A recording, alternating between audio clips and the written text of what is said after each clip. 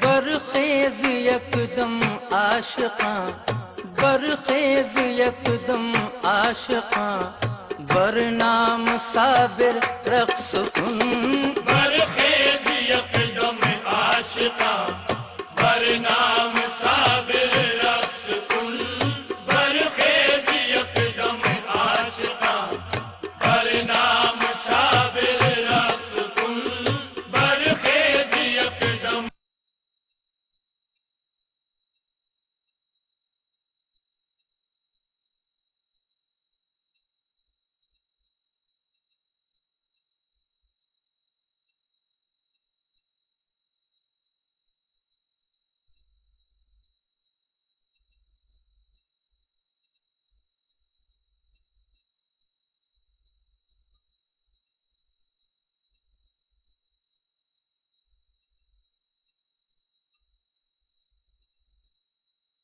روز ازل میں جب اللہ رب العزت نے ارواح کو پیدا فرمایا تو ارشاد ہوا کہ کیا میں تمہارا رب نہیں ہوں؟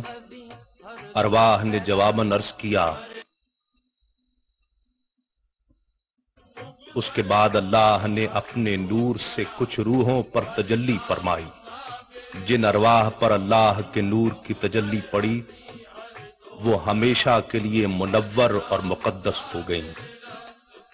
یہ انبیاء، صدیقین، شہداء اور اولیاء کی ارواح تھی. یہ وہ ارواح تھیں کہ جنہیں اللہ نے اپنے قرب کے لیے چن لیا تھا، جنہیں منتخب کر لیا تھا اللہ نے اپنی محبت کے لیے، جن کے قلوب کو قدرت نے اپنی خشیت کے لیے آمادہ کر لیا تھا. یہ وہی ہستیاں ہیں جو انسانیت کا فخر ہیں. یہ وہی ارواح مقدسہ ہیں کہ جن پر ملائکہ رشک کرتے ہیں. یہ منور اور مقدس ارواح جب دنیا میں تشریف لاتی ہیں تو اللہ رب العزت ایسے آثار اور علامات پیدا فرما دیتا ہے کہ جن سے دنیا والوں پر ظاہر ہو سکے کہ یہ اللہ کے مقرب بندے کی روح ہے. ایسی ہی ایک ہستی، ایسی ہی ایک ذات قدوۃ السالکین، زین الصابرین حضرت علاء الدین علی احمد صابر کلیری رحمت اللہ علیہ کی ہے. سن 591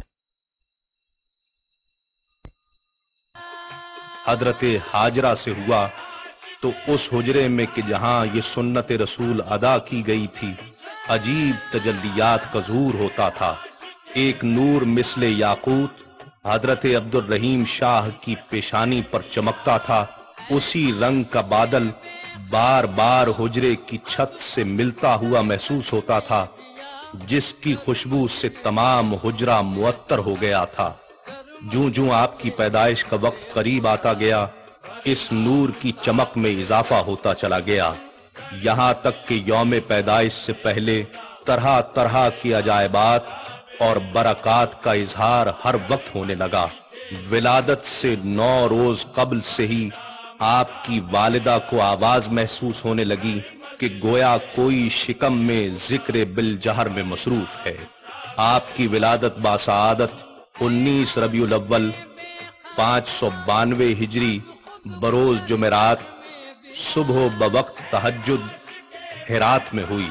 آپ کی دایا مسمات بصری بنت ہاشم کا کہنا ہے کہ جب آپ کو غسل دینے کا ارادہ کرتی اور آپ کو اٹھانے کے لیے ہاتھ لگاتی تو میرے ہاتھ کانپ اٹھتے تھے یا ناقابل برداشت سوزش میرے ہاتھوں میں ہو جاتی. آپ کی والدہ ماجدہ نے ہدایت فرمائی کہ پہلے وضو کر لو پھر بچے کو غسل دینا کرایا. اس وقت بھی آپ کی والدہ ماجدہ کو وہی یاقوتی نور اور خوشبو سے لبریز بادل اپنے گھر کے گوشے گوشے میں محسوس ہوتا تھا. محسوس یہ ہو رہا تھا کہ پاک اور مقدس روحیں سفید لباس میں کثرت کے ساتھ گھر میں آ رہی ہیں اور نوزائیدہ معصوم بچے کی پیشانی کا بوسہ لے کر واپس ہو رہی ہیں. آپ کے والد محترم نے آپ کا نام علاء الدین اور والدہ نے علی احمد رکھا. پیدائش کے موقع پر اس زمانے کے بزرگ حضرت شیخ ابو القاسم گرگانی رحمت اللہ علیہ نے آپ کے کان میں آذان کہی اور پیشن گوئی فرمائی کہ یہ بچہ قطب عالم ہوگا۔ صوفیاء اور فقراء کا بچپن عام دنیا دار بچوں سے مختلف ہوتا ہے۔ بچپن سے ہی آپ کی ذات سے ایسی کرامات کا ظہور ہونے لگا کہ جس سے یہ اندازہ لگانا مشکل نہ تھا کہ یہ اللہ کا مقرب بندہ ہے۔ پیدائش کے بعد کئی روز تک آپ نے دودھ نہیں پیا۔ آخر ایک روز آپ کے والد محترم نے آپ کے صبر و استقلال اور بزرگی پر 4 رکعت نماز نفل بطور شکرانہ ادا کیے اور آپ کے چہرے اقدس پر بوسہ دے کر 21 بار یا شیخ عبد القادر جیلانی شیئن للہ امددنی باذن اللہ پڑھ کر آپ کے قلب پر دم فرمایا۔